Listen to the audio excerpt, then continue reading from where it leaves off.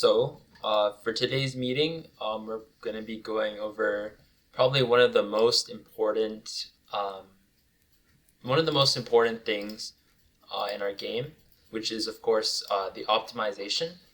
So, um, Basically, right now we're kind of just loading in the entire level, and then we are like then we just like actually play the level. So if you run this, for example, right, we just load in the whole level and we can like play it. But if you were to like get like a full level into the game, and I'll show you in a moment, it would be really laggy. So if you go on the Google Classroom, I posted just one of the levels that I made. I'm just gonna quickly move it into this folder here. Um, so you'll see in a second, but basically it's gonna load the entire level, and it's not even a long level, right? And it's gonna load it in to your RAM, which is kind of like your short-term memory, and it's basically gonna run really slowly, and it's gonna be very laggy to start. So what we're gonna do is I'm just gonna show you. So move the file into levels. Cancel. I want to copy it. Copy, paste. I'll just name it 1.txt. So here's the level. It's not that long, I would say. But if we were to import it, so we just need to call level inside of our main file. We just change this level 1 to just 1. And then when we run it, it's loading. Okay, here's the level, okay? So as you can see, it's kind of based on the first level of Geometry Dash. Um, so I'm just gonna go as far as I can, but basically, like, it's kind of stuttering a bit if you notice, and it's just had a massive lag spike there. This is obviously not very enjoyable to the user, right? You can do two things, like when you're making a game, and it's like kind of laggy for people. You can either tell your gamers that you need to get a better PC, or you can make your game better. So we're going to do the latter option, and we're going to add some optimizations to our game in order to make it like more like not going to be using up too many resources. Okay, I can probably even get like a task manager to show you guys. Like if you go over here, we can see the memory here, right? I'm just gonna make this like smaller. So this chart here just shows like how much memory is being used. So as you can see, like when I'm playing the game, right, CPU is going up. I don't know why there's not. Here it is, right? It's using up a lot of my memory just to have the game open. So what we're gonna do is we're going to go to our game .py file, and we are going to just like change the way that we update our tiles. So right now our game is like using a lot of our CPU to calculate just like the same thing over and over again. If you go to tile.py, right, you can see we have this update function, which is just subtracting the camera position from this, and we're doing like a multiplication here, and then this will do it for every single tile. So if you see in this level, right, we have a tile for each one of these floor tiles, every single, like basically there's like hundreds of tiles in here, and we're kind of just doing this redundant calculation over and over again. So what we're going to do is we're going to kind of think about how we see our game in a different way. So I'm going to just draw a scene here. So let's say we have a player, right? And then we have like the floor. This is the floor. And then we're going to maybe have like a block here or something, right? So right now, what we're doing is we're taking this floor, right? And we're just moving the floor behind the player. And that's how like we can keep the player in the screen. So if I just draw the screen like this, right? Oh, okay, I guess I have to draw the screen first then. All right, here's the screen. And right now what we're doing is if we have a player like this, and then we have, and then we have our floor like this, right? What we're doing is we're just moving the floor to give the illusion that the player is moving in the actual game. So what we're going to do now is we're going to kind of think about this in a different way. So we're going to say that that our player, so rather than, this is what we're going to be displaying in this gray box here. What we're going to do is we're going to go over here, and we're just basically going to compute what the actual thing looks like. So we're just going to like simulate it in the computer's memory, right? Our player is going to go here. He's going to go like, I don't know, jump or something, right? So the player will move, and this is like in a simulated, right? Simulation right here. I'm going to simulate the player moving, and let's say we go to the next step, and the player is now here, right? What we're going to do is we're going to say that, like if we were to take a camera and just attach this camera to this player here, we're going to say that the player moved, the camera moved, like, I don't know, like we went like 10 meters here, or 10 pixels, for example, right? And, right, let's say we move like 10 pixels. So what we're going to say is that we moved this player 10 pixels forward, right? But we want the player to still be in line with the camera, because the camera is focused on this player right here, right? So this is the camera, and the camera will go onto the screen, right? But what we've done here is essentially we've just subtracted 10 pixels from this floor right here, and then we're putting that camera into the screen, if that makes sense. So let's go do that quickly. So in our tile class, what we're going to do is we are going to just completely rip all of this out. And we're just going to take in a camera position. And we're just going to say that in our simulated geometry dash, we're going to have self.position. Right, that's all of that's going to be the same. But we're just going to have a different variable called display position. And we're just going to set this to the position. Okay? And then what we do here is we just do display position.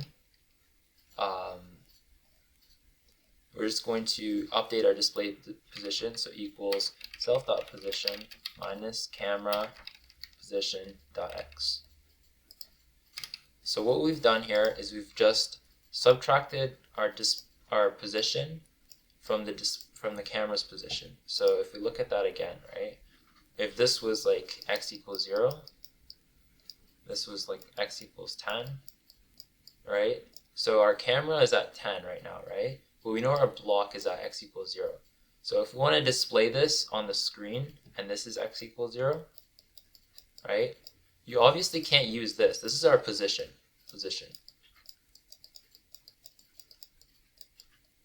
And then what we're going to calculate is display position. So display position is going to be equal to the camera's position, 10. Or sorry, no. Our position, 0 minus 10, right? And then what this will give us is minus 10. Now what is minus 10? Minus 10 will give us a platform that is right here. And as you can see, this is exactly how we want it. Okay? So that's just kind of how we're using like a different way to think about this. So basically we have like a simulated universe. Simulation. Right? We calculate where in our simulation we want to look at, and in this we will take just like how offset it is. So like our camera here, we're just starting at x equals 0, right? Because this is the actual display position, x equals 0. To calculate where we actually are on the screen, what we need to do is take where we are in our simulated game, right? Because this player is going to actually be moving. And then we're just going to subtract where our camera is located based from the start, right? and this will give us this is 10 here. 10. Okay, so that's just a different way to think about it, and this is going to help us later when we make some optimizations. So what we did, we just subtracted that position. Now we can copy this because we used it in Portal, so we'll just change this as well. So I'm in the Portal class, I just replaced the update function, and we need to make a self.display position.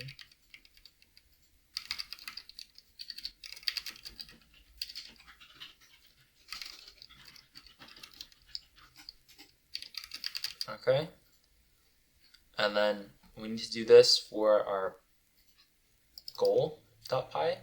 Just replace this update function, and then we need to make a new display position. Be careful on this one because we actually used like a different one.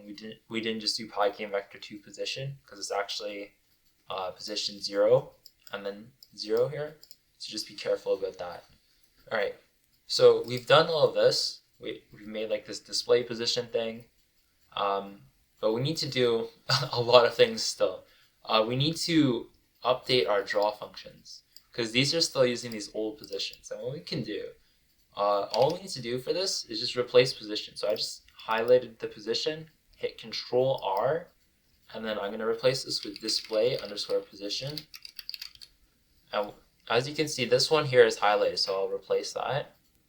Replace, replace, replace, and I can just spam this a couple times, and it is going to do that for me. So I'm just careful not to do this all over again, because then it will like do like display position position, right?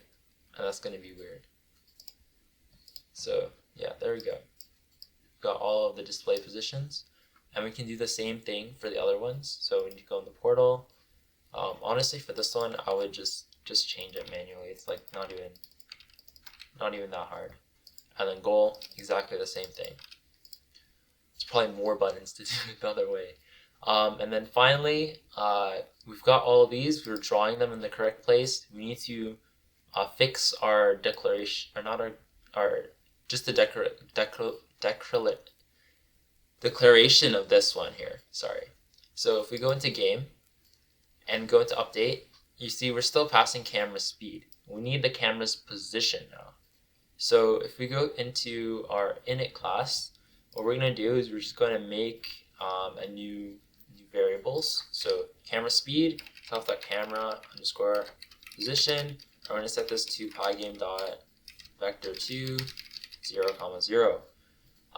So this is basically going to keep track of where our camera is in the world, and what we're going to do is at the end of each update, we're going to just update that camera position. So self.camera position plus equals self.camera speed times delta. So you might have recognized that from before, and we want this to be .x. Alright, and then now we need to just replace all of these camera speed with self.camera position, and I can just copy this and paste this into the other ones. There we go. Tile, spikes, portals, goal. Good.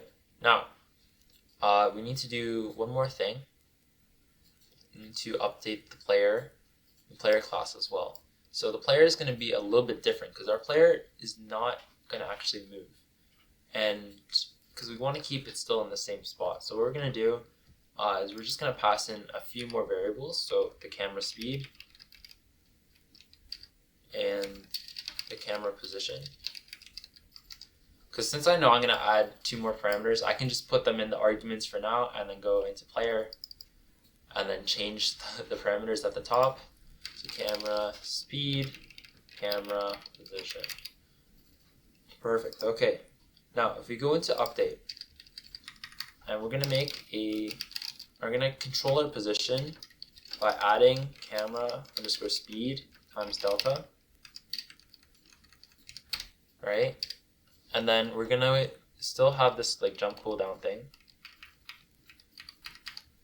right? And then at the end, we just want to update our display position. Self.display position is equal to self.position minus self dot or camera underscore position. So we're kind of updating our camera position in here as well.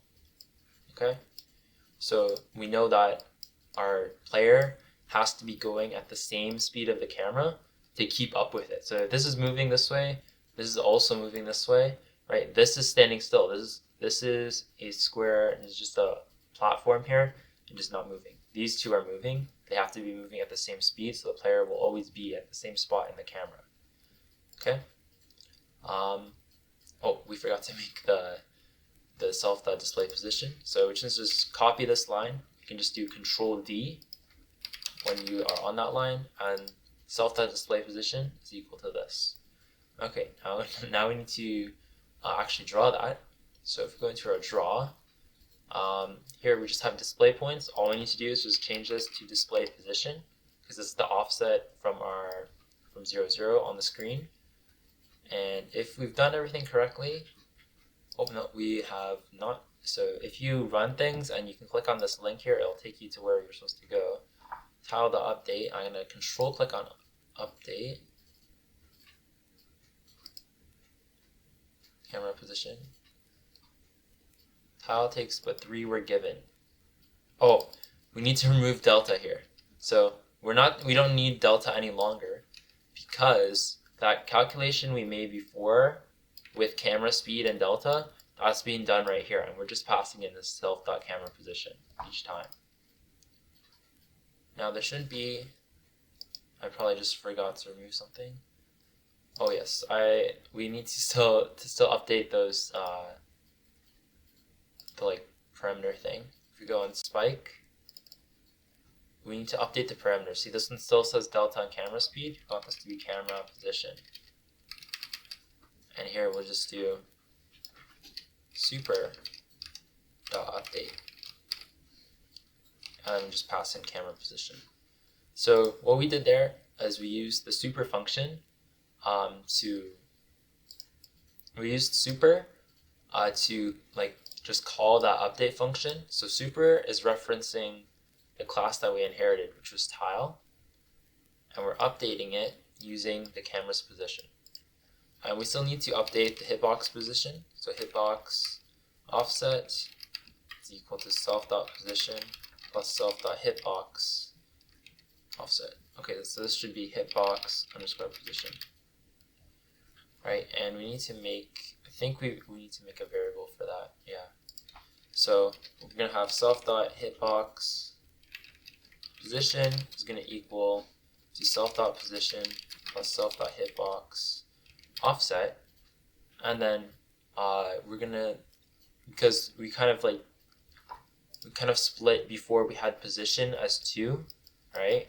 We had position relates to like our collision detection, and it also relates to where we draw it.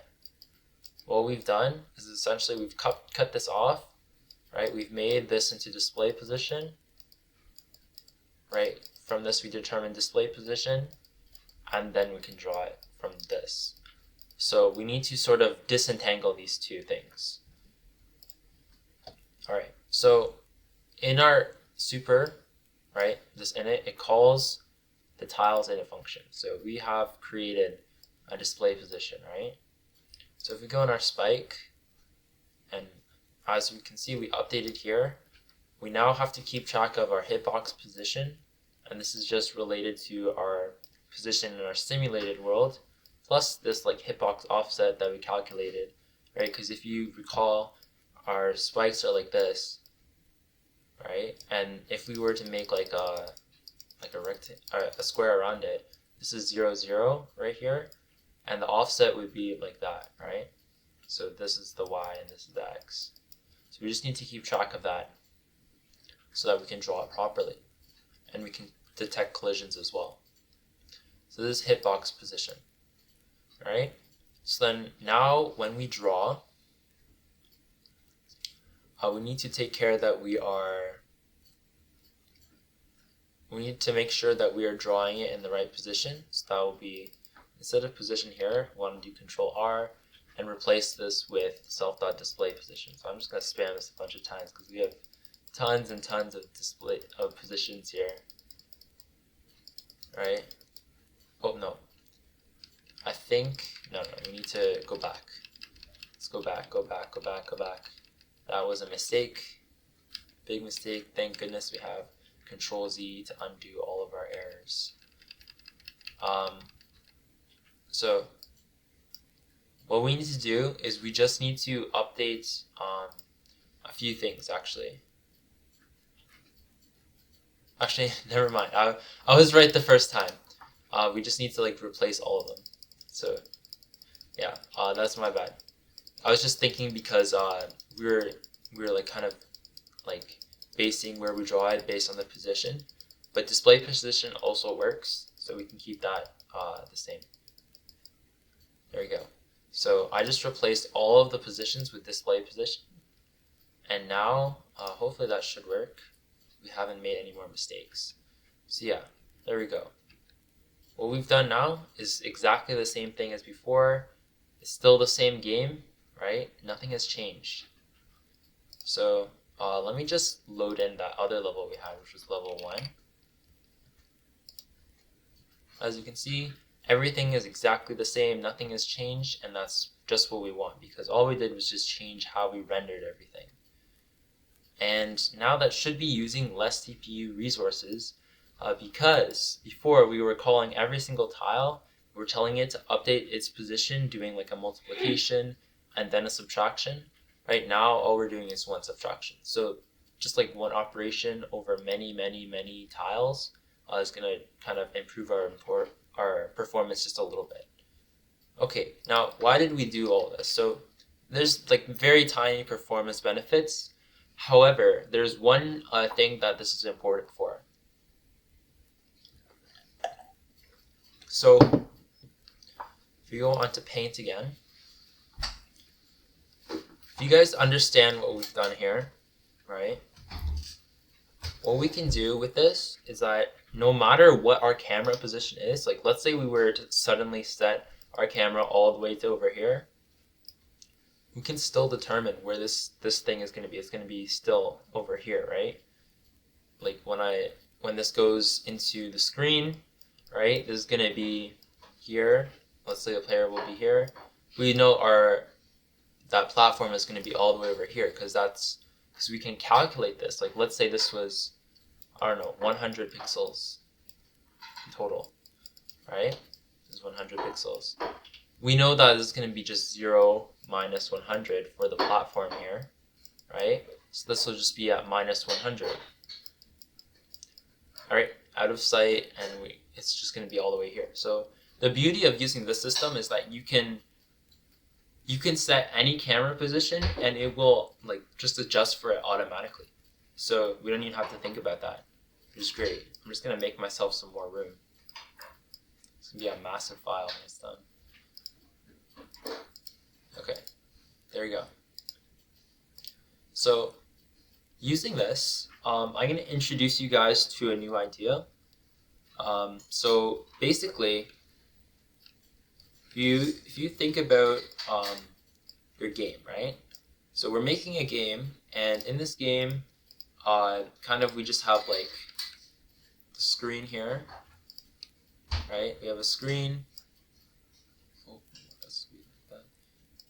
Right, we have our screen here, and we have our player, and we have like a world.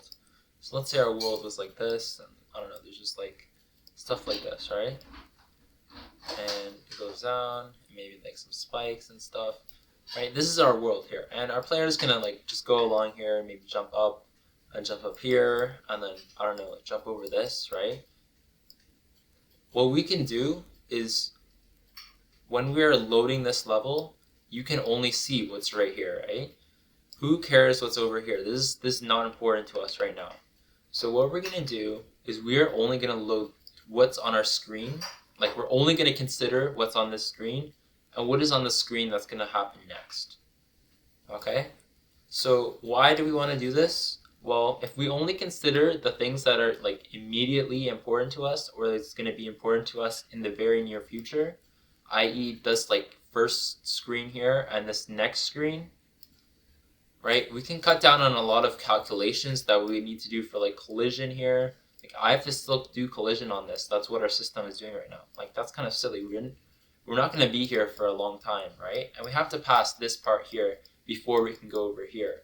So what we're going to do is we're going to make a system that we're going to load in our level, right? And it's going to chunk it into these different sections here. So this is going to be section 1, this is going to be section 2, right? And this one here is going to be section 3, right? And so on. ... right? What we're going to do is we're only going to consider any blocks in here for collision and spikes and stuff for these first 2 blocks, right? Because spikes and our tiles make up the majority of our objects in our game. What we're going to do is we're only consider objects in these first 2 frames. And once we get to this position here, into the second screen, we're just going to completely ignore all of this and move on to these next 2. And we're going to keep going until we reach the end. So that's our goal. Now let's put that into code. So how would we do something like this, right? So first of all, let's think about like what kind of data structure we could use. What I did is I used a list. So I used a list to kind of keep track of each section, and then so for example, I have a list of sections. So I have section 1, 2, 3, 4. I don't know, ... right? And when I import the level, I'm gonna assign like a section here, assign like a list of blocks and a list of spikes that belong in section 1, 2, 3, 4, etc. Right? So what we need to do is we need to just make these lists and just kind of base our entire structure around assigning into like a certain like frame or screen, and then updating that screen as we progress through the level. Okay, and this is going to drastically improve our performance because we only need to keep track of how many only 2 scenes at a time we need to do for calculations and stuff. And you'll notice our game will be a lot smoother, it will be less laggy, and we won't have that huge like thing at the start where it's like, I don't know, just loading in the level, right? So what we're gonna do is I'm gonna close this. We're gonna go into our game file, and let's make just a new list. So instead of tiles, we're gonna have a thing called tile sections. So go here and we'll do self.tile sections, and it's just going to be equal to a list, and do the same thing. So I just hit Control D to copy that line and make it tile sections and a spike sections. And then we need a section index. So this is going to start at 0, right? So in this case this would be 0, this would be 1, this would be 2, right? So this would be 0, 1, 2, 3, etc. Right? So it starts at 0 and goes at 2 because our lists in Python, they start at 0. Good. Let's go to our import level function. So when we import a level, right, we just put into tiles. So instead of putting it into tiles, we want to assign it to a section. So after we read every single line, right, what I'm going to do is I'm going to do self.tiles, tile sections is going to equal, and we need to calculate how many sections we're going to need. So if we know how long a level is going to be, so if we were to look at this, right, this like one row here represents the length of a level. So if we just count how long this level is, like how many characters are in here, we'll be able to understand the entire length of the level. So what we're going to do is in game, we're going to go for, and we're going to use the underscore. So for underscore in range max len, sorry, not len, lines, t equals len dot count. We're going to count the commas, and we're going to divide this by screen width divide by tile dot width, and to this we're going to add 1. Okay, this is like massively confusing. Let's break this down. So as you can see here, we have tile sections. So this is the list of all of our sections, right? And what we're doing is we're just adding a list for this number, right? And this number is just going to be the number of sections that we need, right? So if we look at this, inside of all these parentheses, we have max of lines. So we're taking the lines. I want to see which one is the longest line. So that's what this is doing. Max key equals length. So the key in this case is the length of each line. We're just seeing which line is the longest. Then we're counting the number of commas. So in this thing here, it's just all the commas. We're just counting all of this, right? And that's going to give us the number of things that we need, right? And then we're going to divide this. So this is going to give us how many characters are in this line, okay? And then we need to divide this. So we're doing integer division by how many sections there are. Okay, so we know that one screen, if you take one screen like this, right? And we have a certain number of tiles, we can only have a certain number of tiles in a screen, right? What this is doing is finding how many tiles in here. So 1, 2, 3, 4, 5, 6, 7. In this case, there would be 7, right? So then we would say there can be 7 tiles per screen, right? And we're gonna see if we have this many characters, and divide this by how many tiles per screen. This is gonna give us the number of screens that we need, and then we're just gonna add 1 just to be safe in case we made any miscalculations or something. Okay, and then this will give us the number of screens that we need, right? Number of sections that we need. I'm just using screens and sections to mean the same thing. And this will give us each section, the number of sections that we need. And we can do exactly the same thing for our spike sections. We just change this to spike sections, and exactly the same thing. Okay. Now we need to go into this, and we need to kind of just get into our tile 1 and tile 2 and spikes. All these ones we need to make some changes to. So what we need to do is we need to determine where this tile is going to go. So in this case, it's going to be this, right? And then we need to add this to our list of all tiles, and we need to add this to list of our tile section. So the reason that we're still keeping a list of every single tile is that in case in the case that we need to access the list of tiles, for example to draw or something else, it's just handy to have. Otherwise we're just gonna use these tile sections for our rendering. So let's make variable. I'm gonna just call this t. It's short for temporary or tile. It doesn't really matter, but we're just gonna set t is equal to, take this, paste, and we're gonna basically have a temporary variable assigned to this tile. So we want to add it to our list of tiles, and self.section spike or tile sections, and we want to find out what section that we're in, and we're gonna append this to that list. So append the tile. So how do we determine which section that we're in? So what we do is we take our x position that we're currently at, and we just divide it by this, and this will give us which section we're in, and it's that simple.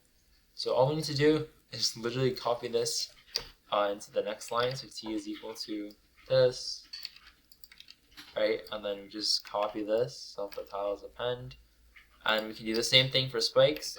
I'm still going to use T just to stand for temporary. And then we're just going to append this to spikes, and we're going to do self.spike sections.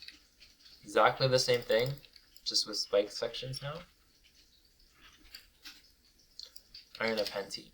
And we can copy this line, paste it into each one, and then we can just say T is equal to this, T is equal to this, right? T is equal to this, right? And we're done. So what we've done here is we've appended this to our section that we're going to be looking at. Now we need to actually do something about this, right? So the first things first, if you notice, we have in our init function, we have these two lines right here, and it's just each tile is going to detect the outlines for every other tile and every other spike.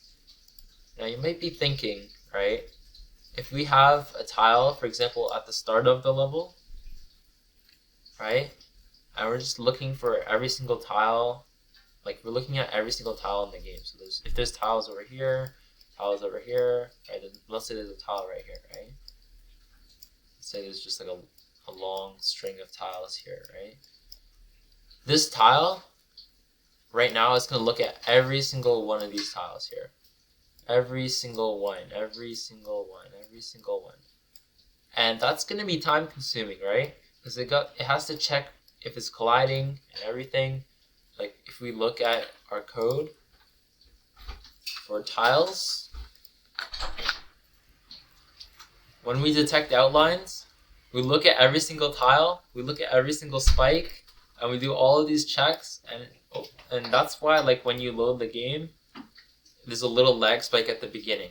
So what we can do to mitigate this is, instead of looking at every single tile in the game, we just look which tiles are in the same frame as us, the same screen as us, and also the tiles that are in the next ones around us. And in this way, so let's say this is the ones around us, so this is the previous frame, this is the current frame, this is the next frame, right, the next screen. We don't want to be looking at tiles that are over here, right? These are never going to touch. So basically, we just want to be looking at these three like sections here. And once we look at that, we can decide whether we should have outlines. And it's going to greatly improve our optimization. So I think we'll have just enough time to do that. I don't know if we'll be able to make the update thing. We'll see. It's not too bad. Okay.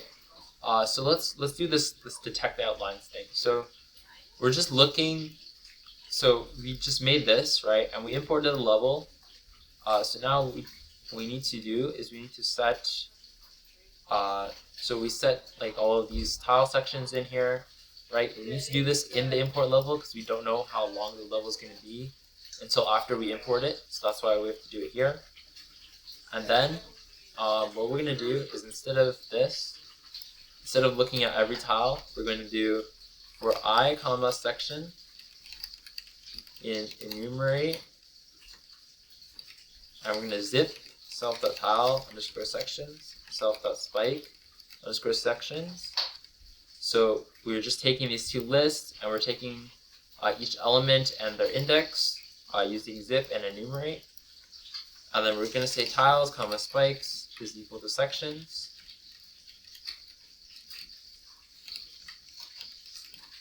Is equal to section. So we're going to have a tile section and a spike section. And then we're going to go for tile and tile that detect outlines. And there's going to be quite a bit of things I'm going to explain in a second. So tiles plus self.tiles underscore section, tile section, 1 minus I modulus length of self.tile underscore sections, And to this, we're going to add self.tile underscore sections I plus 1 modulus length of self.tile underscore sections. And then we're going to do comma spikes plus, and we can copy this.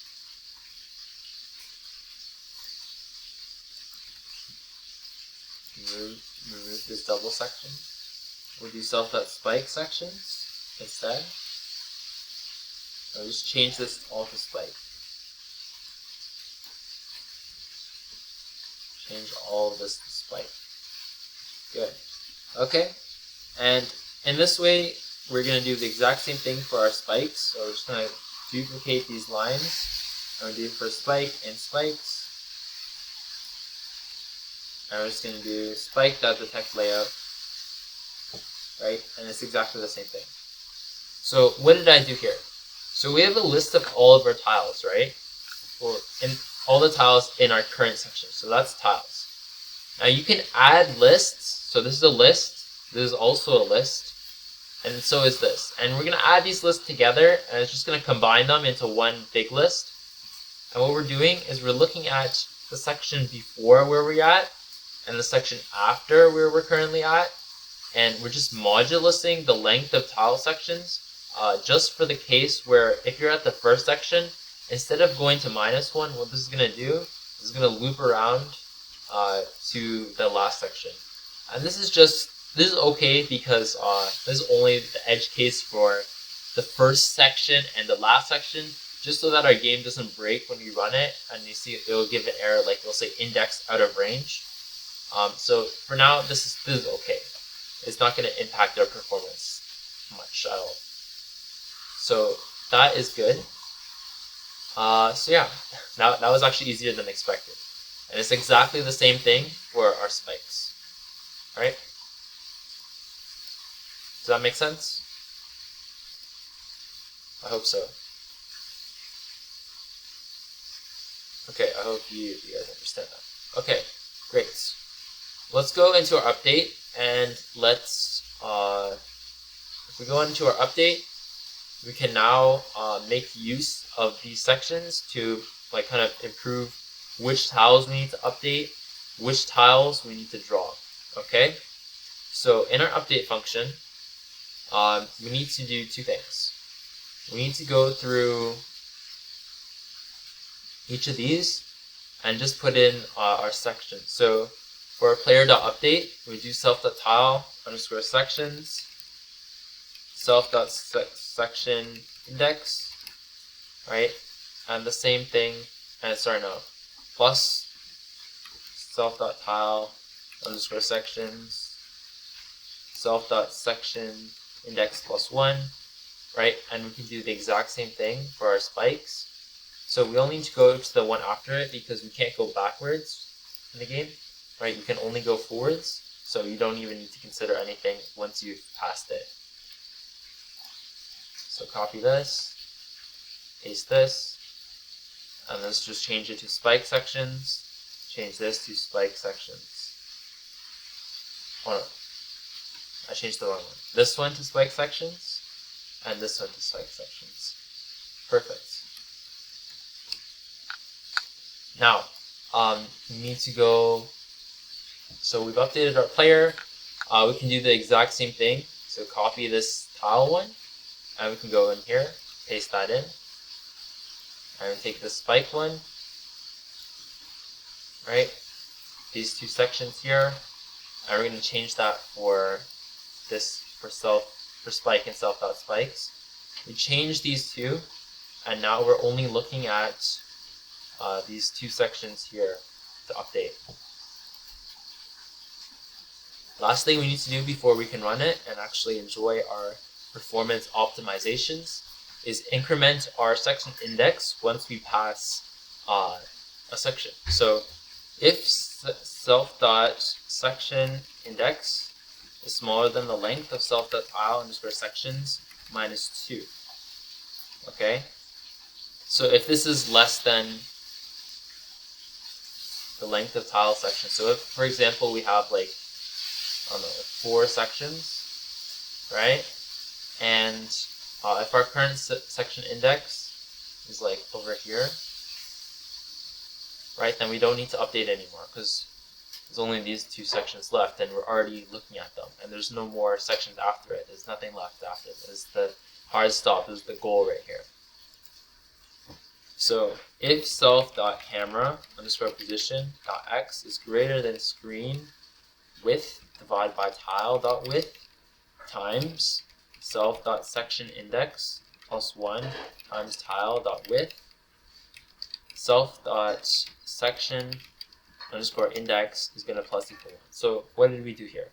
For our camera's x position, so basically our player, so like this, right? If our player passes the width, sorry, no. If it passes like our current screen, so our screens are like this, right? And they are moving, like our player is moving through them. If our player passes this and comes right here, right? So this is screen width divided by tile width times section index plus 1 times tile width. So this is where we're currently at. If we pass this line, then we're just going to move on to the next section and like plus this one, okay? So doing that now, oh, and when you run it and you get a mistake, there should be tile sections here. That's my bad. So I just forgot to put an S on those. And then here,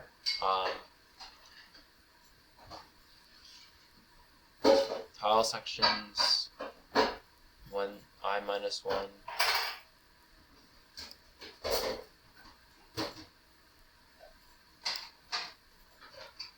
list an integer.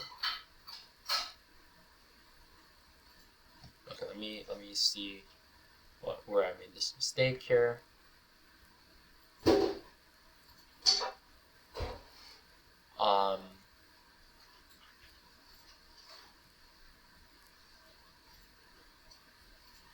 Enumerate zip tiles section for tile and tiles, tile that detect outlines, tiles plus this.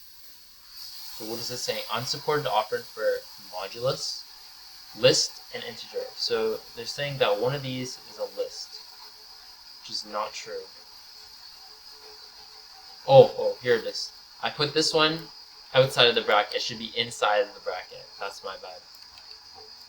Okay, so just be careful when you're doing these things. Make sure that you're paying attention. Like if it gives you something like that, like I noticed that it said list and int, so I was immediately thinking like one of these things around the modulus operator has to be a list, and I know that both of these are like both these are integers, right? So it's not supposed to be like that. So I'm just like watching what is being put around this. So we need to put parentheses around I plus 1, and that should work now. Oh, more mistakes. Is this the same? Yeah, it's exactly the same thing.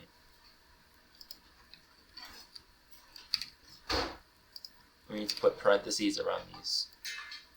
So not exactly the same thing, but similar. Yeah. Okay, good. I'm just gonna scan this for any more. There we go. So it basically loaded almost instantly. If you saw there, right? Here, let's load it in. Cool. It's almost instant. That's pretty crazy. Like before, that was taking like at least like a good 5 seconds to load, and like of course people are just gonna stop playing your game if it takes more than 10 seconds to load it. So you don't want to be skirting that line. So yeah, there we go. We optimized our game. It's running pretty smoothly. Just because like I'm recording right now and sharing my screen, it's just it might appear a little choppy on the meeting, but it's pretty smooth on my end. So yeah, very nice. Can appreciate the level design made in Google Sheets, and yeah, there we go. Our game is pretty much almost done. We're just adding final touches now, so we might be doing animations on our cube. We're not sure about that, but we need to do one last thing, which is to just kind of make some level menus and stuff. If you guys are interested in that, do you want to do that? Yes or no? Would you guys be interested in making menus, buttons, level select, music, or would you guys like to move on to different projects?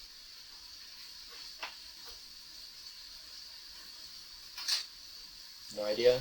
Okay, that's fine. So yeah, that's the end of today's meeting. If you guys enjoyed, if you learned something, then that's great. Just if you have any questions, let me know. We have the video be posted on YouTube, so you guys can watch that if you want to look over something again. So thank you for coming, and goodbye.